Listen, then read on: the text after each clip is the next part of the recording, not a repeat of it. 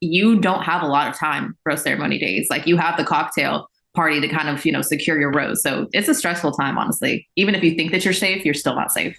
There's no rules, but there are rules. And it seems like the rules change for whoever the person is. And the audience picks and chooses, the people on the beach pick and choose who are holding accountable to these fake rules. And It doesn't really make any sense. And it's a show, so I get it.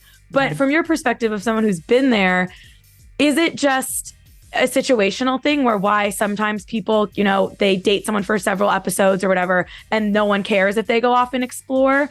Or should everyone just keep more of an open mind and not be weird about it, whoever it is in the relationship?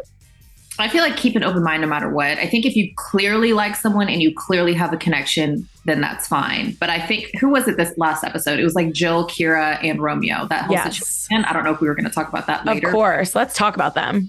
Let's talk about that, because Kyra, I don't know what she had going on the beach, but I genuinely felt bad for her, because it was her to be a woman and put yourself out there and go after a man. That's already hard enough, in my opinion.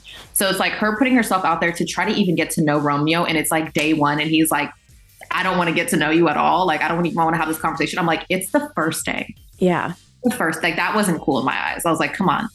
And there's definitely stuff we don't know about, like what happened before these three know each other. From what I gathered, Romeo, who I did not remember from Michelle's season, sorry, Romeo struck up some sort of friendships with both Kyra and Jill, seemingly was trying to make it seem like he liked Jill, but then kissed Kyra in the club.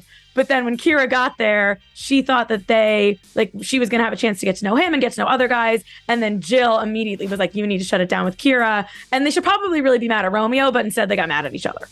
Right. I'm like that. I don't know. The whole situation did make sense day one. And regardless of what you had before the beach, it's like, just have a freaking conversation, Kyra. Just let the girl come and talk to you, even if it's 15 minutes, 20 minutes, like suck it up and then go hang out with Jill. And Jill, I don't know what she had going on with Romeo. I personally don't think that Jill likes Romeo. Yeah. I was not getting the body language that was giving, I want to be with you, like when they kiss. And then the stare after the kiss. It wasn't great. I was just like, It more felt like, and this is, I mean, we don't know, we weren't there, but it kind of felt like Jill wanted to secure Romeo as her, like she liked him enough and they had met before and they had a connection. So she's like, I got Romeo now. And Kyra was threatening that. So she put a line in the sand. But then it's like, is this just so, because the guys have the roses and Romeo, you want it because Romeo has two, maybe even more people he could give a rose to. And Jill wanted to secure her as the rose getter. I got to respect that hustle. She said, I'm securing this rose tonight. Yes, I'm the rose home with you tonight. Is it like any day? Because I guess there's rose ceremonies like every couple of days or something. Are those days like a different energy in the air on the beach? Like, are people in fight or flight mode? It's not a fun day. The rose ceremony days, I wouldn't say it's a fun day unless you're like really severely coupled up and like you're building that genuine connection. It's like dog eat dog. Like you're looking for, who have I not talked to? Like, who can I make impression for? What can I do something for? Because it's like, you don't have a lot of time rose ceremony days. Like you have the cocktail party to kind of, secure your rose. So it's a stressful time, honestly. Even if you think that you're safe, you're still not safe. Totally. I'm excited to see what happens with the three of them because I'm sure it's not over yet. But Kyra didn't waste too much time being upset about it because she ended up with Casey, the self-proclaimed geriatric millennial, who, when rubbing his nipples or something, she's been talking about the boom boom room since she got there. So she's here to have a good time. We gotta give her up. I like that she's just being open and honest about that. She is. But even like that scene too, I was so uncomfortable. It was wildly uncomfortable. So uncomfortable. But I'm like, hey, I respect her hustle. I like that she got it back together. She went out there. She put herself out there. It takes a lot. Like I respect these women so much because it takes a lot to get back up when you feel like your ego's been hurt. So yeah, that's so true. Teddy and Andrew were another one who quickly seemed to couple up. Also, they had like mentioned each other in press interviews before as like having crushes on each other. I know Andrew's cousin Clay was like tweeting about them, wanting them to be together.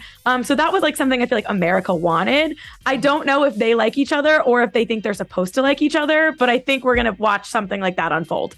Yeah, I don't know. Because the first date that they had, I was like, Andrew must be really sleepy. He looked tired. I was like, I think this man has had a long day because it's like he was zoning out. And I think he even mentioned it. He's like, I didn't expect it to be such a long day. Mm-hmm. So I feel like it's kind of hard telling what their connection's going to be like. So I guess we'll kind of see in the next couple of days. But I mean, it must have been a long day because I was like, I don't necessarily know. Yeah, maybe also because he got on the beach so early, like he was like the second or third person down. So maybe and then by the time Teddy got there, and then it was night for the date. So yeah, maybe he was just like also like having the moment of like, wow, I can't believe I'm actually here talking to you. Everyone's been like shipping us before we even met. Like that's a lot of pressure going into it. Whereas people are like waiting for you guys to get together is like, what if they didn't like each other at all? And they're like, feel like they're disappointed. Like, they haven't said this, but I'm projecting that they might feel pressure. I think it is pressure. And I think honestly, like when you have pressure like that, you have to connect so quickly. I feel like everyone's looking for you to like get there on the beach, be in love, like day one. And it's like, okay, well, what's your favorite color? Let's start there.